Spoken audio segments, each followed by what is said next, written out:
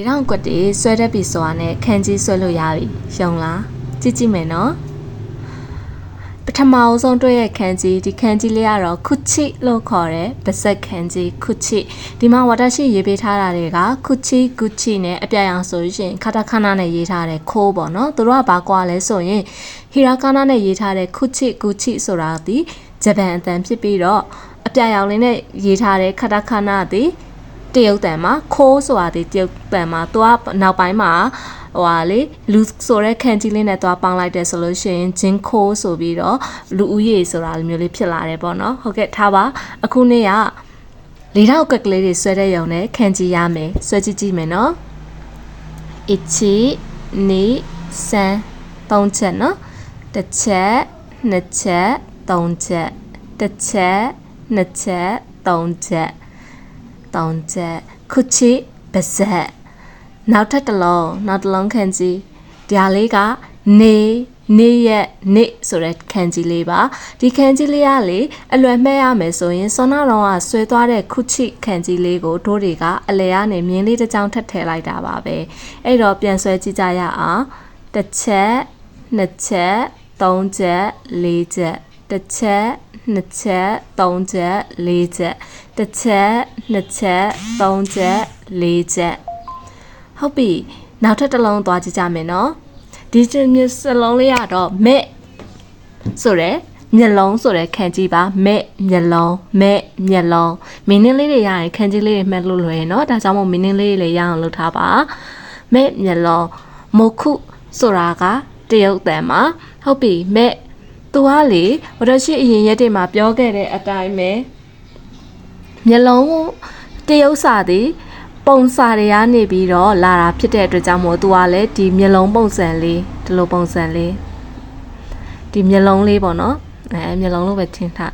ဒီမျက်လုံးလေးကိုသူတို့က inspire ယူထားပြီးတော့ဖြစ်လာတာပါအဲ့တော့မဲ့ဆွဲကြည့်ကြရအောင်စောနာရောင်က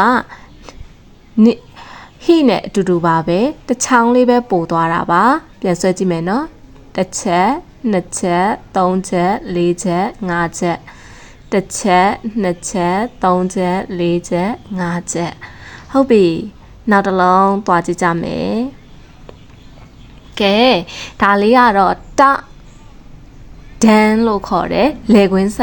လေကွင်းခန်းကြီးစိုက်ခင်းပေါ့နော်မှာကြည့်လေဒီမှာဆိုလို့ရှိရင်ဝတ္တရှိတို့ဒါလေးဆိုကသင်းရိုးတွေရှိတယ်လာလေကသင်းတွေပေါ့နော်ဒီထဲမှာဆိုအပင်လေးတွေရှိမယ်အပင်လေးတွေဟုတ်ပြီဒါလေကွင်းခန်းကြီးပေါ့နော်လေကွင်းခန်းကြီးလေးတစ်ချက်လောက်ဆွဲကြည့်ကြရအောင်တစ်ချက်နှစ်ချက်သုံးချက်လေးချက်ငါးချက်တစ်ချက်နှစ်ချက်သုံးချက်လေးချက်ငါးချက်တစ်ချက်နှစ်ချက်သုံးချက်လေးချက်ငါးချက်တလို့ခေါ်တယ်ဒါလေကွင်းခန်းကြီးပါကဲဒါကတော့ဒီနေ့ရဲ့နောက်ဆုံးအလုံးလေးဖြစ်ပါတယ်ဒါလေးကတော့ယွန်းလို့ခေါ်တယ်လေးပေါ့နော်တို့တွေဝတ္တရှိဒီမှာနောက်နေ့မှတင်ပေးမယ်နော်သင်္ချာတွေရေတွက်တဲ့ပုံစံနေအချင်းနီစန်ယွန်းဆိုတဲ့တရားယွန်းပေါ့နော်နံပါတ်4ပါ4ခန့်ကြည့်ပါဒါလေးကိုချက်လောက်ဆွဲကြည့်ကြရအောင်မဆွဲခင်လေဒီအထဲထဲကဒါလေးကိုအရင်ကြည့်ကြည့်မယ်သူကဒီလိုမျိုးလေးဆွဲတာပါဘာနဲ့တူလဲမမေ့လားဟုတ်ပါတယ်ခတာခနာရဲ့ root ပါဒီ root ပေါ့နော်ဒီ root လေးကိုစောနာရောင်ကဆွဲခဲ့တဲ့ဟောဒီကဒါလေးကစောနာရောင်ကဆွဲခဲ့တဲ့ပထမဆုံးဆွဲခဲ့တဲ့ခုချိဆိုတဲ့ခန်းကြီးပါခုချိဆိုတဲ့ခန်းကြီးလေးနဲ့ root လေးနဲ့သွားပြပေါင်းလိုက်တာနဲ့တူတယ်နော်အဲ့တော့ဆွဲနည်းအမှန်တိုင်းလေးဆွဲကြည့်ကြမယ်1 2 3 4 5သူ့ရဲ့ခန်းကြီးရဲ့သဘောတဘာဝအတိုင်းပဲအထဲထဲကဟာကိုအရင်ဆွဲပါတယ်နောက်ဆုံးကြကမှာအဖုံးကိုပိတ်ပါတယ်အဲ့တော့ပြန်ပြီးဆွဲကြည့်ကြရအောင်တစ်ချက်နှစ်ချက်သုံးချက်လေးချက်ငါးချက်တစ်ချက်နှစ်ချက်သုံးချက်လေးချက်ငါးချက်ကဲဒီနေ့လေခန်းကြီးတွေအများကြီးပဲမှတ်မိမယ်လို့မျှော်လင့်ပါတယ်နောက်နေ့မှလည်းတွေ့ကြပါမယ်ဘိုင်ဘိုင်